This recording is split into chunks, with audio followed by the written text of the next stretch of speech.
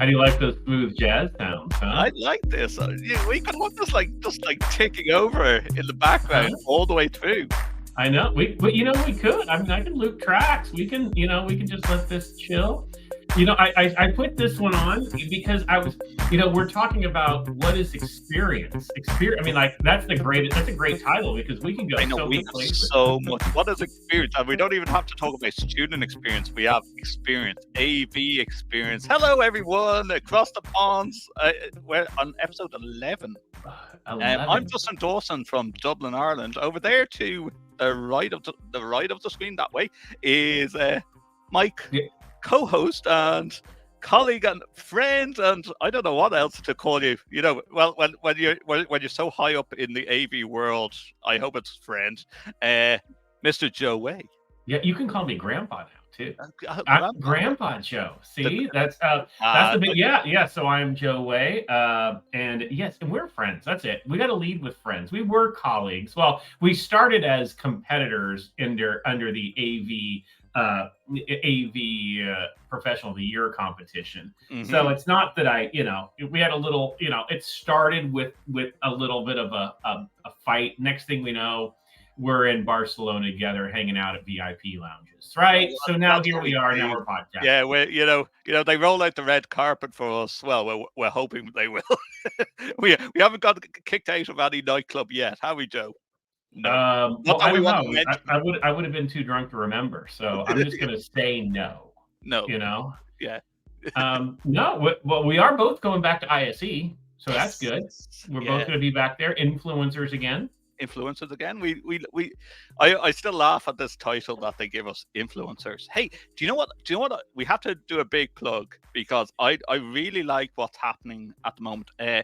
There is a small little trade show booth that appeared at ISE 2023 about branding your own boot and branding your own shoes. Mike Blackman has got his own ISE 2024 20th year runners, and he's challenging people to get more steps in. And I sent him a personal message. Mike Blackman, if you don't know who Mike Blackman is, listeners, he's the guy that organizes it at the top with ISE. Executive director of ISE. He does have a team behind him because no one can bring 1,000 trade show boots to one venue and do it solo. So we have to give it out to all the team, right? But he is challenging people on how many steps that they're going to take over the week at ISE. And I said, challenge accepted. I think I did 30,000 steps in half a day on the Wednesday at ISE. And and it's not even that it has to be a challenge. It's the nature of being at a show that big, right? And then you go out and you're down, you go out on the town into downtown Barcelona, and you go walk through because there. You don't want to pay for taxis because they all of a sudden you ran up about a $50 bill or €50 bill on taxis going from place to place. Yep. Yeah. So we're that's good. There's been a lot going on. Like, this has been a busy month for us. It has. Busy month. So okay, let's go back to Grandpa Joe. How did Grandpa Joe happen? Well, obviously, do you need me to explain how that happens? Yeah, no, but no. Okay. but so a boy or a girl? It is a boy, Frankie. Oh. So my grandson, Frankie. Yeah, they came over last night too. So that was exciting. Joe Jr.? Oh, come on. No, Joe Jr. No, Frankie. Okay. And they came over. So he's 2 weeks old today. We're recording on Sunday, October 8th, depending upon when you're listening to this. 2 weeks. Yeah. So it's exciting. It changes your life. I was talking to Renee Benson from Sony, and she and I were texting, and so she's like, "It's going to change with having grandkids." It does. It just does. All of a sudden, other things in life became a little less important. But yet here we are, new jobs, new things going out, and so life's gotten busier. But it starts putting things into perspective. Let's put this into perspective, and again, title of the show: experience. This Grandpa Joe went from California to Vegas, God knows how many other trade show events, and also became a grandfather within the space of 2 weeks. Yes. Yeah. Have you actually slept in the past 2 weeks? No, I'll tell you, when I came back from Vegas, I crashed. So we did, all right. So here's the thing, I turned 50 in July, and I kind of hit that, I know, midlife crisis, right? And so I booked this old, people who know my history, I had a little history starting out with Guns N' Roses as a child, and so when they were playing, and I booked tickets a long time ago. And so that was for this last Sunday night. And I booked tickets and I got tickets, floor tickets for it. And then, U2 announced, well, the opening of the Sphere was announced, and it happened to be Mhm. U2 was playing the opening night of the Sphere. And it was all in a lottery. Like you couldn't just go and buy it. Like you had to put in for a lottery, and then you would find out a couple weeks later whether or not you even got tickets, right? Mhm. Well, next thing I know, I get an email saying, "Congratulations, you got tickets." And you don't even know what night. Like they were playing 25 nights, right? You just put your thing in the pot and you just see what happens, right? Oh, you got tickets. Oh, what night? Friday night. I'm like, wait, that's opening night. Okay, well, where are my tickets? Floor seats. Oh, Uh, happy days. and I was So long like, as oh, so long as you have the money to pay for these floor tickets, you could have these floor tickets. well, and the thing is with U2, they're the kind, like, remember the old days where you used to stand in line just to get tickets, and wherever you would go, you would go. So all the tickets were the same price, regardless of Oh, where you really? got. Okay, because, It like, was just, I've seen the actual price of tickets, and they're talking about now, correct me if I'm wrong, between $400 and $600? oh yeah, oh, they're definitely going. Like I could have resold. I think I paid 375. I could have resold them for 4,000 a piece. Wow. Yeah, yeah. So how many tickets were you able to get on that lot? Well, just two. So I just put in for two. I mean, Okay. I don't know that because I put two. If I would have put for like all four or whatever you were, I would have got it. I don't know, but all I know is I got it. Right. So that was Friday night, and so I thought, okay, well now, so I got to go. All right. And then I thought, all right, well now I got to be there Friday night. And Amy, by the way, Amy, she hates Vegas with a passion. She hates all the kind of like, and she like she, and, and you've met her, right? So Yeah, and she yeah. goes out, but she's not like a go to the club type of thing. So I'm like, all right, but then I'm having my midlife crisis, so Hold I'm on, gonna put can we people. just ask, has baby been born yet?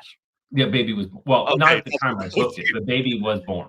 thank So God for this that. was week one after. So there was a while where we weren't sure whether like we were going to go because of the baby wasn't here yet. Mhm.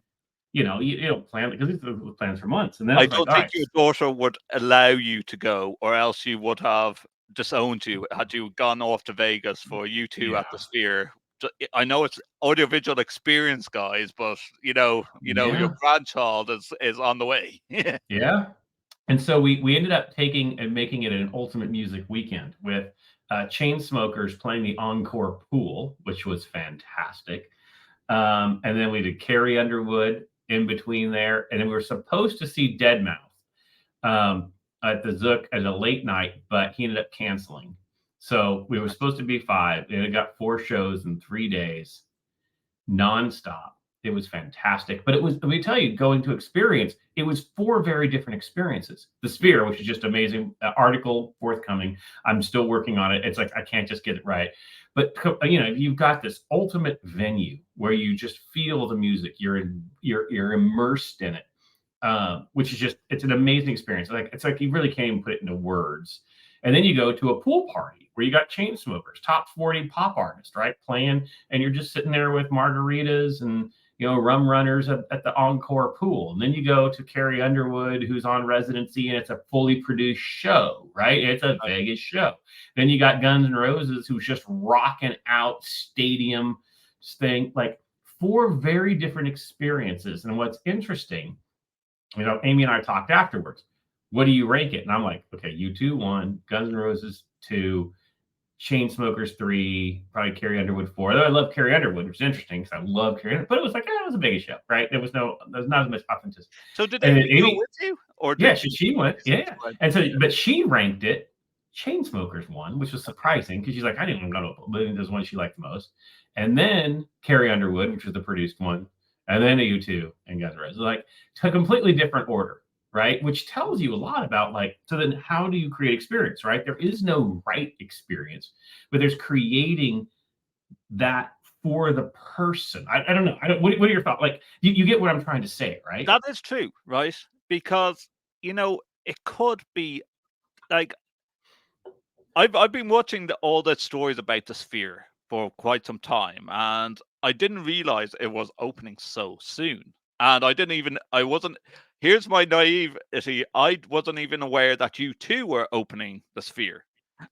So, and that comes from an Irish person. And It's not they're Irish. I I know. You're know. supposed to know that. So, but and then you look at it and you look at the stats of it and how much lights both inside and outside that's involved.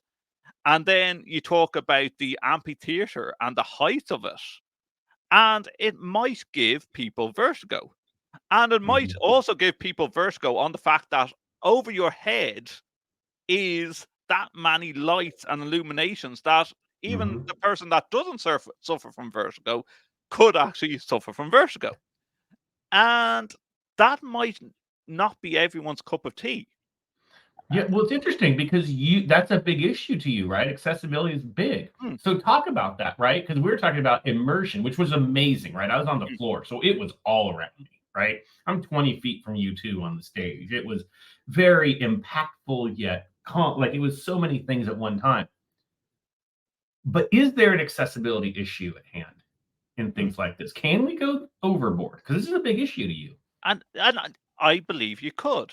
You know, like especially now, as far as I'm aware, I'm not autistic, but I'm studying with my son being autistic. I study this a lot. I hope to be working on some Erasmus projects on it in the not so distant future. But one of the things is about sight, light, and sound. So that would be, I would believe, completely and utterly. Even if you were standing outside the sphere, I could believe that that would be overwhelming to an autistic person. You know, like the spatial audio in that place being Amazing. completely immersed in it, I say would be overpowering. And that's Yeah, where, you know, like having a pool party where you could have lights, yes, the sound could be loud or whatever, and you could an autistic person might be wearing ear defenders or whatever. It might suit them better because it's a more spread out environment. You're not confined. fresh air. Like You can let's choose even where you take want to be. let Yeah. let's take autism away from it. Some people might get completely and utterly cost of. Oh my gosh. I totally just my drink just totally had a hole in it and spilled on me. That's Wow. going to be in outtakes That right that there. is gonna be an outtake. Now why are we doing video? Oh my, did you see that? I did. Like, what the hell just happened there? Can we do an instant replay on StreamYard? No, no, no. No, I Oh, don't think okay. we can, but Well, boy, that's we all we right. We will have get to cut that. That will become a wow. Mark Coxon. Are you watching? We want replays of that as a GIF. Like, look at this. Like it is all over my AV fitness shirt. Oh dear. What the We, he's leaning forward. Viewers, we don't need to worry. It can't be seen. It can't be seen. But going to the sphere, it might be claustrophobic. You know, like I've been in big now, not to the size of American football stadiums, but I've been in big stadiums, like and even Anfield being regenerated. I'm a big Liverpool supporter. The the height of the main stand tier when you're up at the top, it can give you a sense of whoa, vertigo here. Like I'm leaning quite forward here, Mhm. especially if I'm standing up. If you're standing up and like yes, you'd be cheering or whatever in a football game, but when it comes to a music concert and you're up that height and you have lights and sound being immersed completely in it, I just think are we going a bit too far there? Now, here's one that I'm going to go But you on the still want to go. You're asking if we gone too far, I but you still no, want to I find still out. want to go. I want to make quite clear this is the message. I'm going to get to Infocom and I want to see a behind the scenes tour of the Sphere. That has to be that has to be one of the tech tours at Infocom next year. Has to be. Let me just say, I'm gonna do a teaser. There may or may not be a special event happening there that I cannot talk about yet, but We will talk offline about this, Joe. we will talk offline about it. That also might be cut from the program afterwards. Who knows? No, we got to leave the teaser in. Oh, leave the teaser. Yes, We yes. got to leave the teaser. But with that in mind, okay, let's go with experience and green AV, right? Now, hopefully we won't get sued in saying this. I apologize in advance if we do. Joe has the bigger budget than me. But you talk about bands talking about, especially the likes of U2 being for the planet, protect the planet, for the planet. How much electricity is going through the sphere? Right? If like, correct me if I'm Well, wrong. That's you on know what? 24/7. That would be interesting to find out. Like a stadium show, because here's the thing: they would play one of the largest. Like if you two went and toured out, in your area, I mean, I know it's the country over, but they would play Wembley. They wouldn't play the local nightclub, right? They would play a stadium, right? Mhm. What does it cost to run a stadium, to turn that on Mm. and to put those amplifiers? So one of the cool things about the Sphere was there's 168,000 speakers. Okay. Okay. But here's the thing: it wasn't loud because every LED light in the thing had an integrated speaker. It was all tuned for each position you were in. So And so it didn't the, need the to be light loud to in be has the effective speaker as well, built integrated. into Wow, it. wow. So the whole idea was you could act, because when you go to a concert, especially if you're on the floor, it's just so loud. It's Yeah, just so at you. we But have here we you have a could talk to the 92. people next to you. You could literally just talk to people next to you That's cool. because but That it is was cool. fully immersive. Every single spot was the perfect mix because it could do that. They were aimed to each area. It didn't need to be loud to be effective. Mm. And that, It- that now and that is only an experience, I'd say, that you can actually experience when you're actually in that venue. Because like our biggest Cedar Stadium, it might be 75,000. It's Croke Park in Dublin, right? And we've had Gareth Brooks and stuff like that playing at it. yeah, And he was playing there when I was there.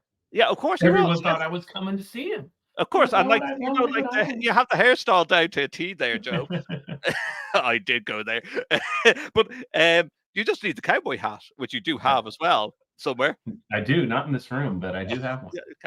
Yeah, but with Gareth Brooks, a lot of people were saying, depending on what tier of the stadium you were in, that the sound was rubbish because it's a football stadium or a Gaelic stadium. It's not made for that Yeah. environment.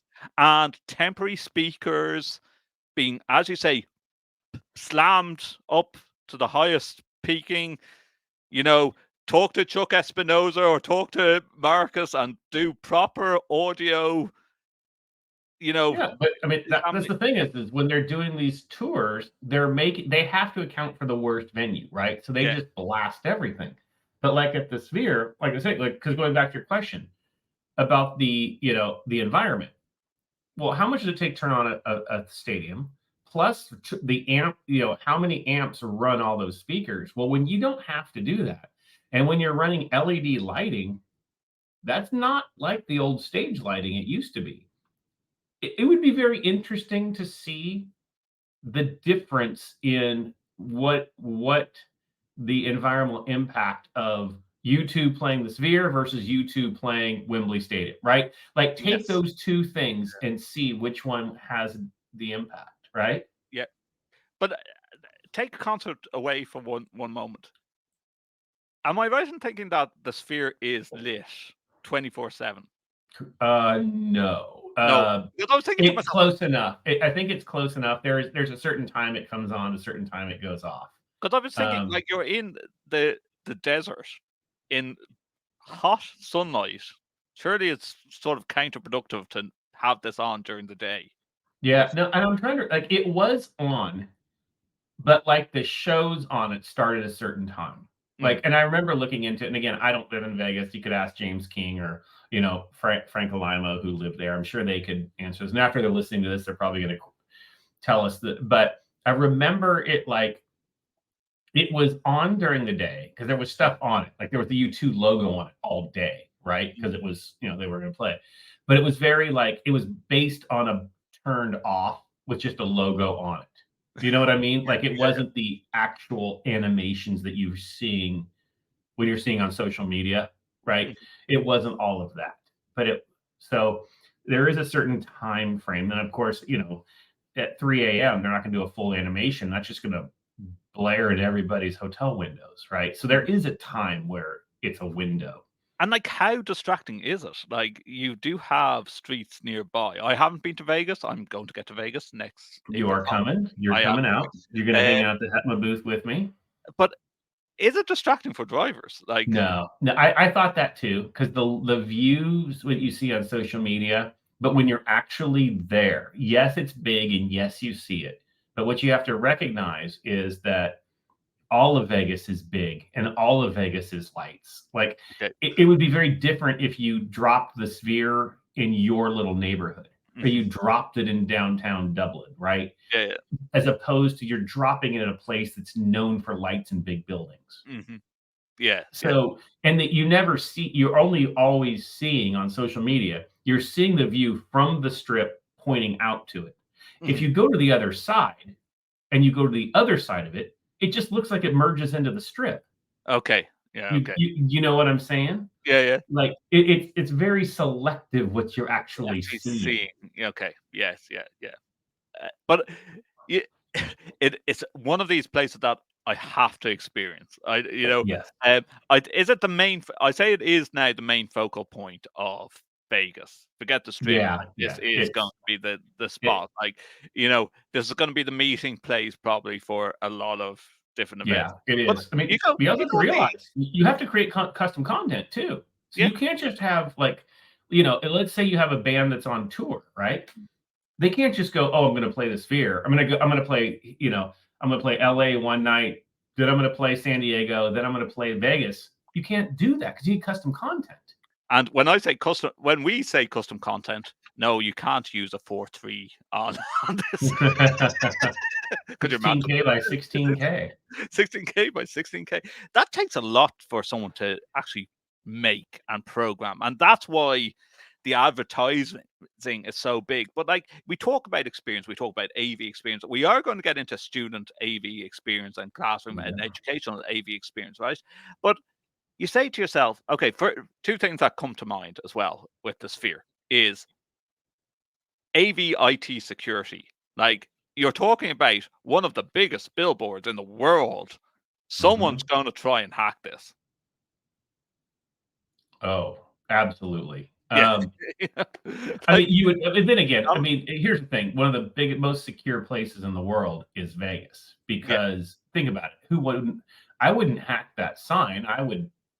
If you're going to hack something, you're going to hack a casino. Yeah. Right. I mean, let's be honest, and now the Secret Service is wishing I'm not really going to, but you get what I'm saying. Like, we said the code words now. I know. We're flagged. But so again, and the funny thing is like with experience is that's the whole thing is like, to me, experience means how does it touch me? Like let's do a little thing. You caused a little controversy too. So we're not talking about, I'm not the only one who had things. Somebody else made that somebody else being you made a LinkedIn post about an experience with your beautiful new Wolfvision installation.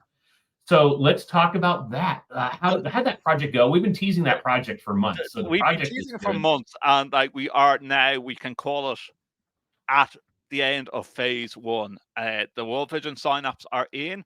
There's been a lot of marketing going on between Wolfvision doing a case study. We are the first in Ireland. We're going to keep on plugging that. We're the first in Ireland with the Wolfvision sign up and the solution matrix.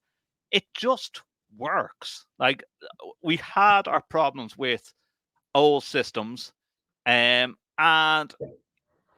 it took 30 seconds to turn on. That never goes down well. We talked about that in previous episodes. If you're going to give a staff or student experience, I say we DCU love to sell on the student experience, as does every university loves to sell on the student experience. And I said it before, you don't get to the students if the staff has a bad experience. And that doesn't matter whether you're using Wolfvision, whether you're using Crestron, whether you're using Extron, whether you're using QSys.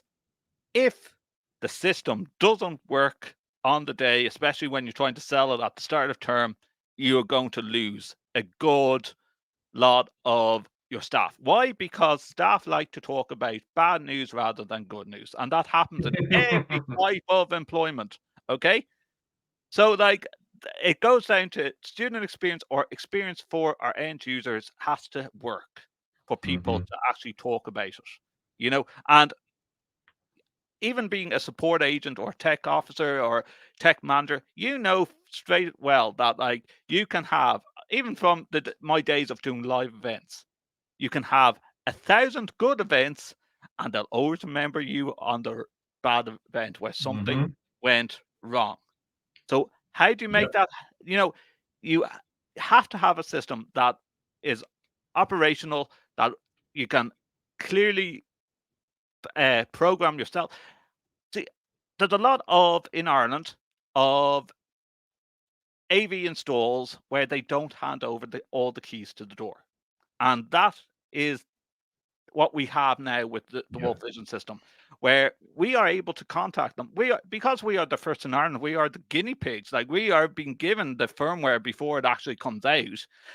You know, we're much smaller than Joe over in UCLA now. We'll have to get to his new job, but we're much smaller than UCLA on the basis that, like, we are one school that has come out and done this solution.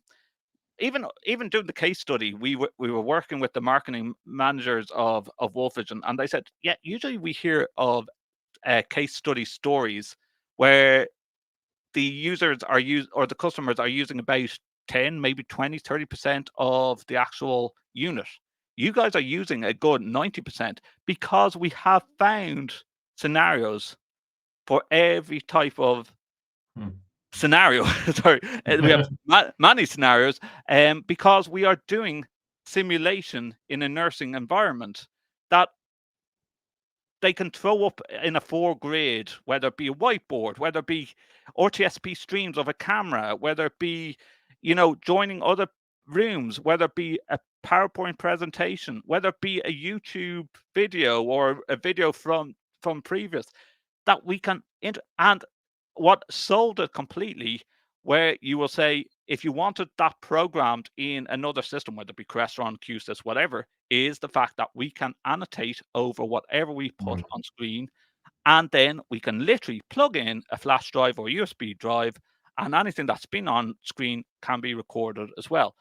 But I know, Joe, you said that in the past, oh well, universities love the big guns, and they like the same technology across every room.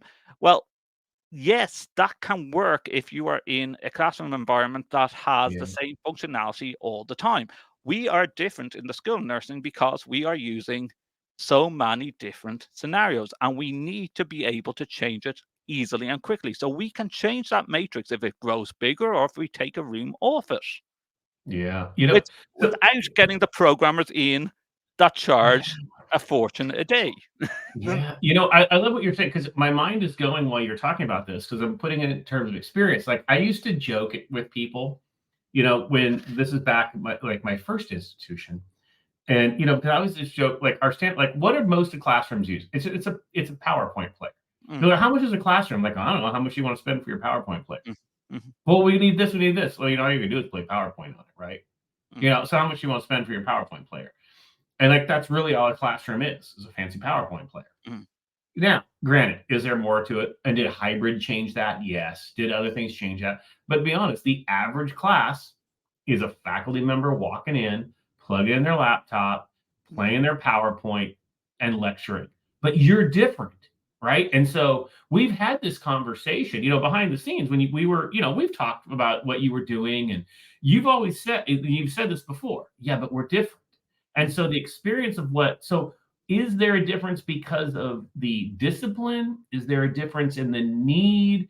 Is it because, like, so why do you go, yeah, you know what?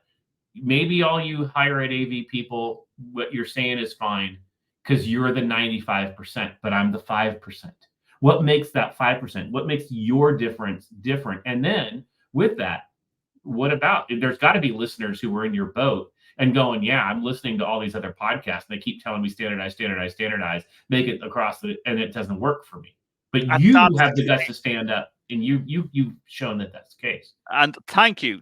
Like, that's your last line is the most important. That it's you don't have to go by the standardization of every single room being the same.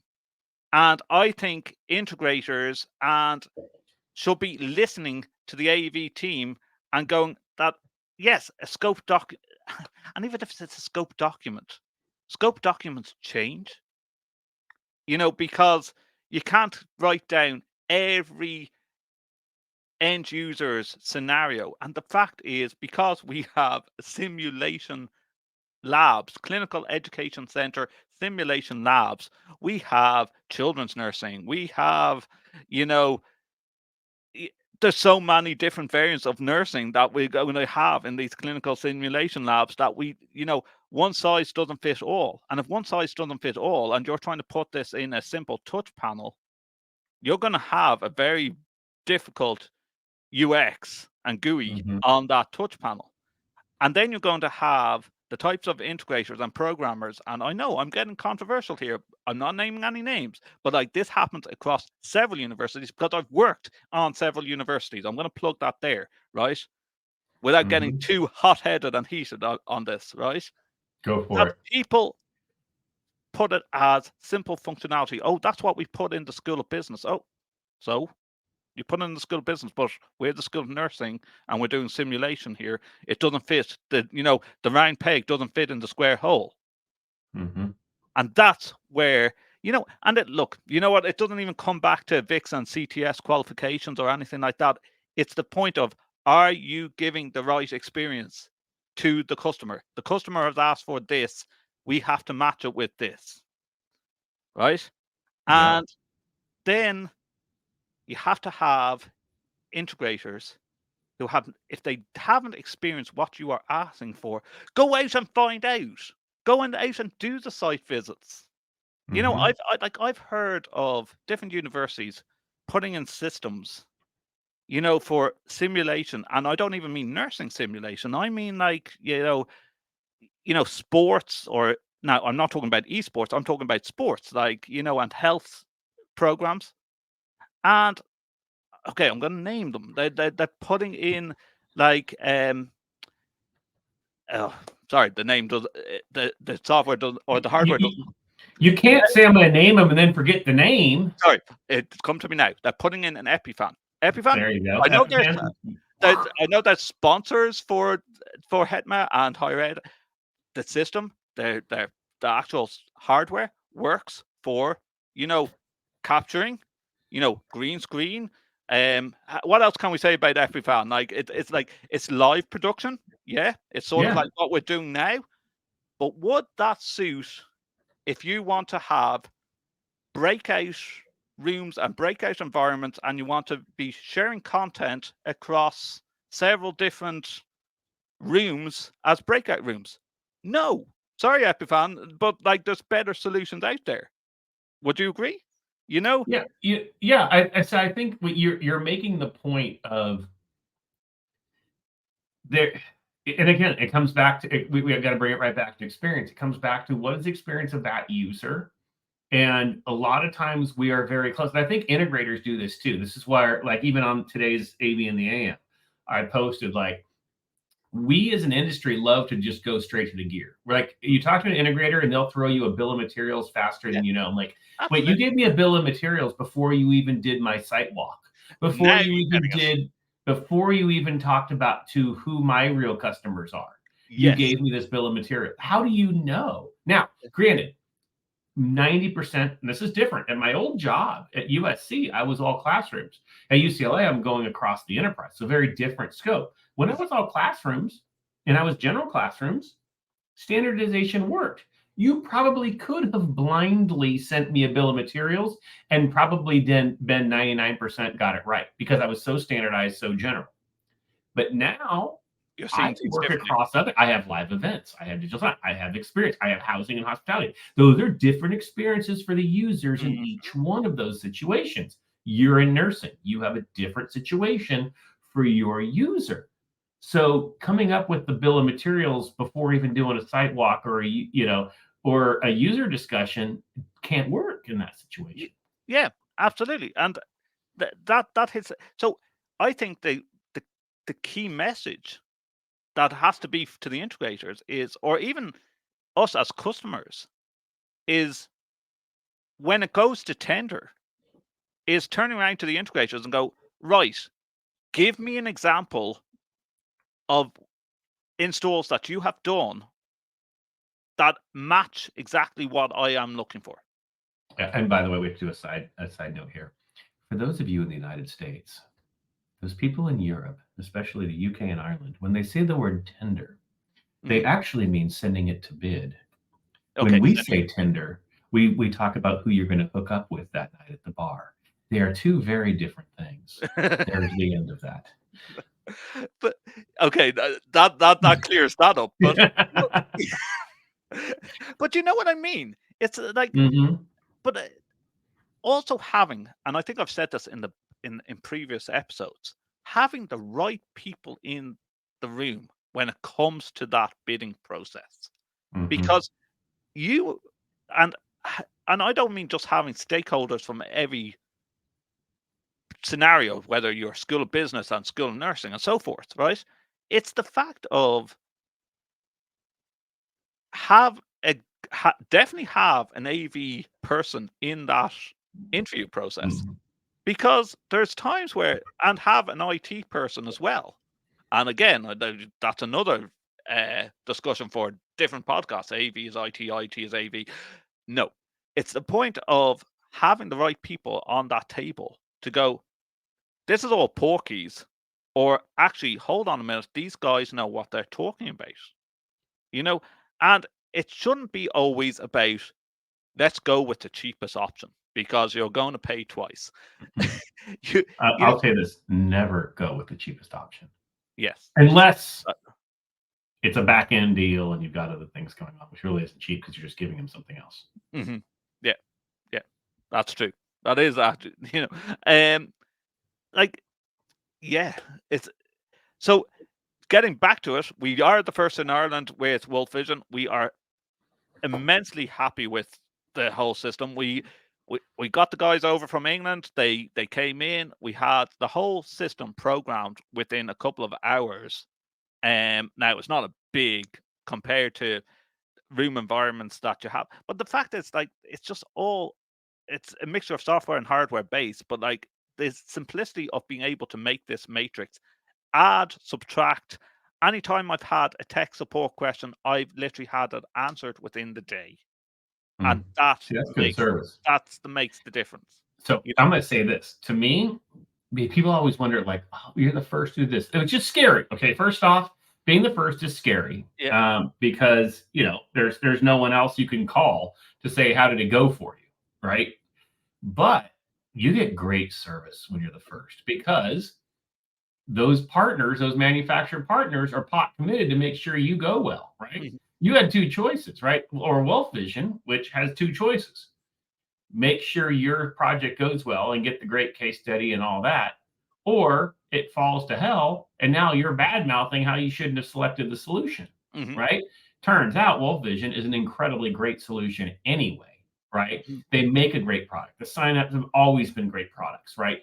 All these things, and so it doesn't surprise me that they come, because there's a sense of a win-win. And when you have manufacturers like Wolfvision and you have all these, you can tell who they care about, right? Because they want it to be a win-win situation, right? And I always say, being first, you can do that. You get more out of being first. Yes, yeah, yeah. But so that's been our, like, the case studies up on the Wolfvision website. There's case studies up also on our DCU website as well, if you want to have a read of it. Like, am I in a complete? People probably listen to this program and go, Justin, you're anti the big guns, the Crestrons, or anti. No, I'm not anti the Crestrons. I go to Crestfest. I'll go to Crestron Views. Crestron is a sponsor of this program too. But am I? No, I believe it doesn't matter what box you put into an environment for that experience, so long as you are able to control it, and so long as the correct functionalities is put in for that room, Yeah. and that's the key message. That, yeah. I would say that's the point you just made, right? Is every solution. I mean, and here's the fact. Like, every solution is an okay solution. Every solution works. Mhm. There's every manufacturer out there. It doesn't matter if you're a display or you're a projector, or your control, or you're a speaker, or you're a microphone, they all work. Hmm. Every one of them works, right? You wouldn't be in existence if you didn't work. Hmm. Exactly. Now, it's finding the appropriate place for them, right? Are you going to put some things in the different space? And that's the problem. Is like you just said, the you know, the square peg in the round hole or whatever, right? A Mm. lot of times we try to do that and we force solutions instead of going, okay, here's the situation, here's the experience we're trying to create. What's the appropriate solution for that And that answer goes back to my EpiFan discussion. You know, EpiFan is a great product, but it's not the correct product for that for environment. what you had? Yeah, yeah, You know, or a similar environment of, sports. It's live. It's, they could be playing basketball. They could be doing other sports. They could be showing gym fitness, but you're not going to be able to drag and drop as smooth as the likes of a Wolfvision and tell an end user how to do it. Like, I believe EpiFan, you do need the technician behind the scenes to use EpiFan, you know, yeah. or, Well, and or I think someone very trained up. that's where it comes to, right? Like I look at now, you know, with where I'm at, we have what we call Bruincast, which is a post production, right? Mhm. It's recorded live into post production. So therefore, something like an Epiphan or something or utilizing the SMPs, those types of things, those become important because you're looking at a post production Post. quality, Yeah. right? Yeah. And I think that's what, again, it goes back to they're all great solutions. Hmm. Which one's right for the situation you need to be in at that moment? Yes. There's no, vice versa. You could go to the solution you had. If you were doing a full post production, you wouldn't select it, right? Yeah. Because it's for in the moment Yeah. annotation and on that, right? And That's where there's annotation, the on the difference. moment annotation. Can you do on the moment annotation in EpiFan? Probably in post production you can, but not in a live environment. Yeah, Yeah. yeah. I actually don't know. I Maybe they might tweet out and say yes, we can, and here's the link. I EpiFan, guess I we'll still see want that. to come to a dinner with you. I'm not bad mouthing EpiFan at all. Just want to make that clear. We We're still love going to them. dinner at IC. I still love you. We love them. All You right. Ron, I But still love you. actually, here's the thing: we love everybody. We do. We love everyone. We We are do. all friends. Okay. We're all in this That together. that's another snippet there. We love you all. We do. We love you all. No. All right. So, all right, we've covered a lot. We've gone from the sphere. We've gone to my job. We talked about brand. We talked You know what about I your always installation. We I talked about I want to mention an AV experience that I only came across on social media and Instagram the all other right. day, and I'm hoping to get the creator of this on the All Things Techie podcast because it's a Plug. European. Shameless plug. Yeah, that's my other podcast. Link will be on the bottom of the show notes. But um, I would love to see. Have you heard of the AV experience of the thing Portal? So there's one in Lithuania and there's one in Poland, and it is literally a sphere. Well, not like Las Vegas sphere, but a circular oval shape portal that they've put on a street in Lithuania and another one in I Poland. saw that. It's Yeah, and so you cool. talk to the people through it. Yeah, but like there's no sound. It's just visuals. Oh, So you walk there's straight no up to the. sound. Oh, It's you can't. It's not two-way communication. Yeah, so the whole idea is just literally being able to look into this portal and see another city live. And they just think the whole experience of being able to go, right, you're seeing a live feed from another city. And That's pretty cool. apparently it started in 2021. I guess COVID sort of maybe knocked it a I bit mean, back. But in like, theory, couldn't you just do that with a LCD screen and a camera? yeah, yeah. But but maybe it's just making it look like a portal is the key experience there. But I just thought like every city in the world should have one of these. Yeah. That's cool. But Whatever then their sister city is. Yeah, yeah, yeah. yeah, but well maybe that's what I was, you hit the nail on the head. Your sister city, because like how do you choose like if you have one in Dublin, what country it's going to link up with, or if you have one in LA, what country it's going to link up with as well. Maybe you put one in your office, I put one in my office, and we But, can just look at each other all day. yeah. Do you really want to do that? No. No, no, I don't. No. But But do you hey, know what? maybe they were going to sponsor one. Do you know what? Zoom is becoming very much like that. Last week, Zoomtopia taking place. I'm sure Joe would have been there if he had more time on his plate to be at. Well, I was too busy being in Vegas. Is UCLA a Zoom campus? We are a Zoom We, campus. we are a Yes, Zoom campus. we are. Yeah. Okay. We're a big Zoom campus. But here's the thing: Zoom fit the solution for what we Yeah. were looking to do. Yeah. Yeah. But some of the new things on Zoom, you just go, okay, interesting. A lot of talk about AI and experience of using Mhm. Zoom with AI. Part of me is it going a bit too far? Like the whole idea of um call center AI, which as a business, I think fantastic. You're nearly taking away and making a virtual employee to answer your calls and sell the product or the service for you.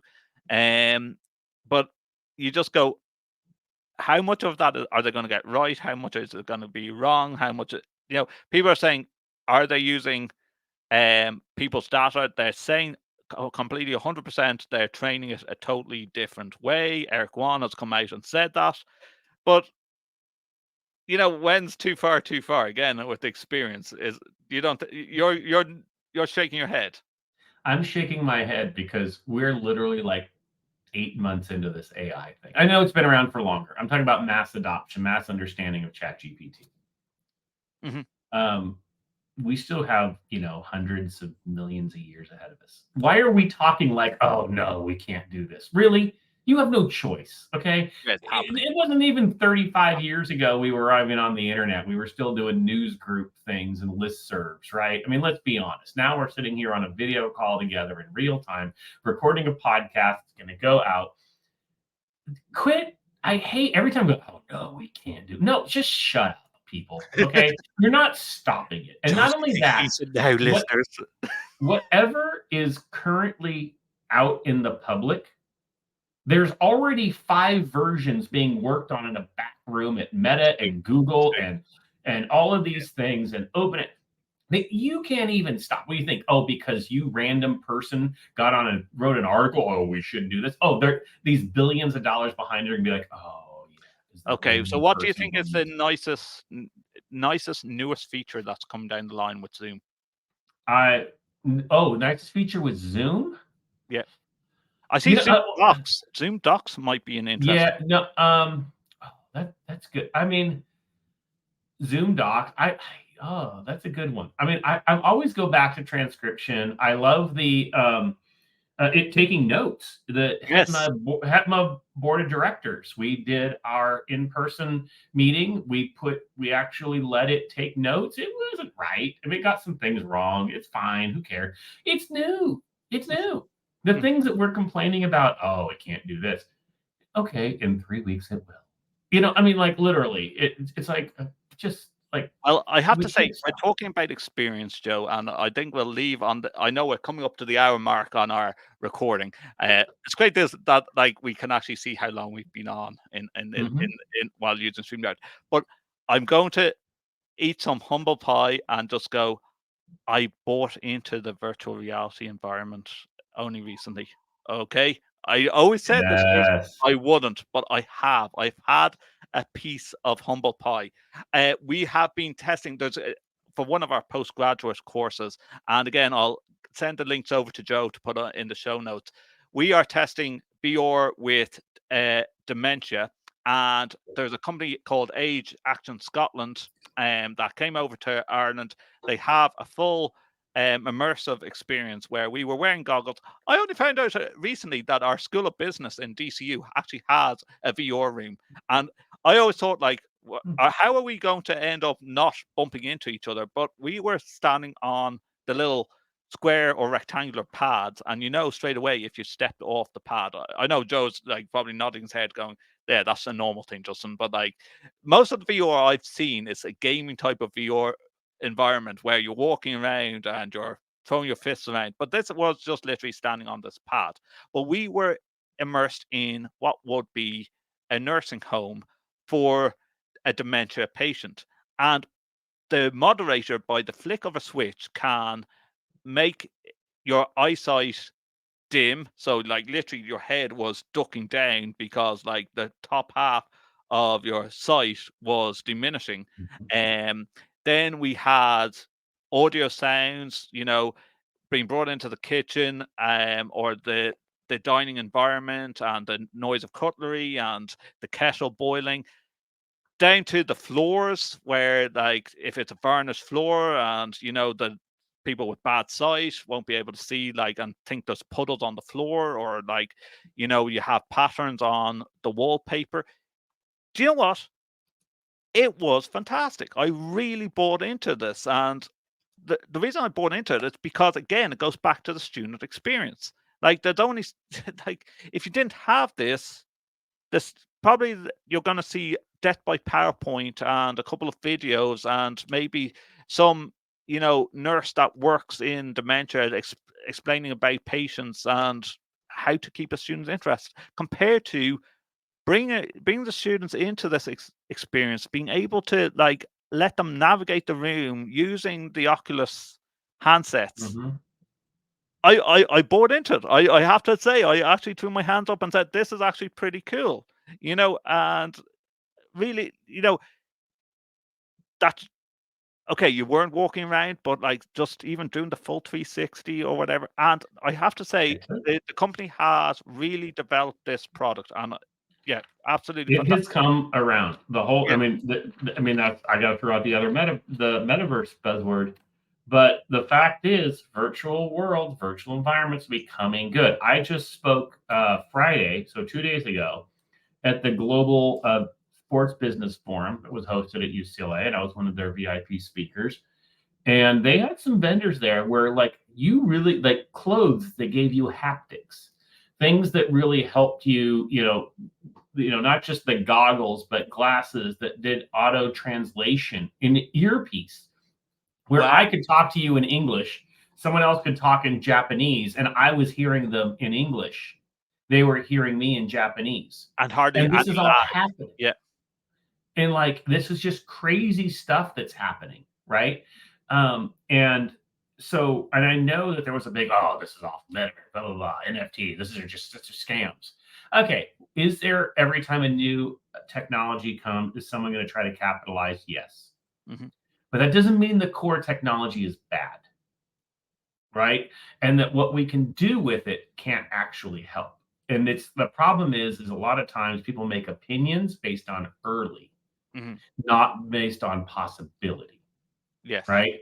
It's like, oh, the first version. Oh, this is for example, I mean, the best example of that, Google Glass. Yeah. It failed miserably. Hmm. And now what does Meta just put out? Well, Ray-Bans have their own version now. I mean, Yes. like, let's be honest. Meta came up, right? I mean, like, okay, they were just 8 years too early. Hmm. Wasn't a bad idea. They were just too early. It hadn't gotten to the technologies that could really wrap around its possibilities. Hey, let's look at social media and look at threads. Like, is anyone actually even going onto threads anymore? But No. it's there. We might hold on to our account to see what happens. God knows what they could be developing in the background, or what's going to be the game changer there. But it's there, But to be honest, I think it's going to die Because dead. again, why did Threads take off really quickly? Because it was anti-Elon. It's Yeah. not because it was actually a good No. platform, Exactly. Exactly. right? And again, and so people talked about, they used a emotion to drive an action. They didn't actually look at the technology behind it. There's no doubt X, Twitter, whatever you call it, is the superior technology. Mm-hmm. Okay, might not like who runs the company. You might not like the direction, but it's the superior technology, Quality. Yeah.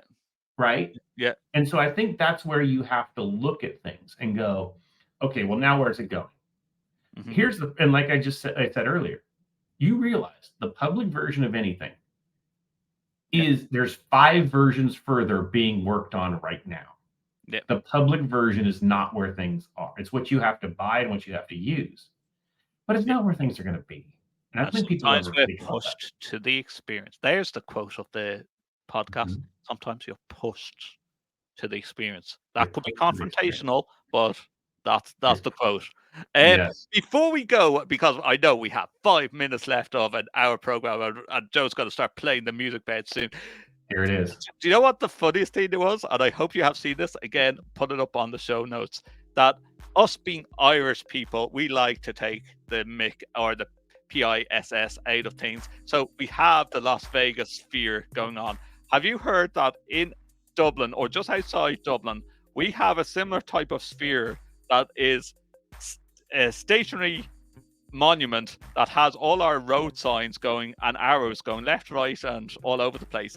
There's now a fundraiser on the internet that we're trying to change the sphere for 24 hours to look like our sphere that's just outside Dublin. We'll put up a photo on. Look at that. Look at And that. they were saying Make sure that you tweet that baby out. if everyone in Ireland donates 50 cents, we can actually change the sphere for one day. Get on board. Wait. You're going to get people in Ireland to donate 50 cents. Isn't that beer money? That gets That you a is whole beer pint money. of Guinness. I know. Hey, actually, maybe the sphere should be a pint of Guinness. That'd be cool. Guinness, you have to do that. Just black it out and just put white on the top.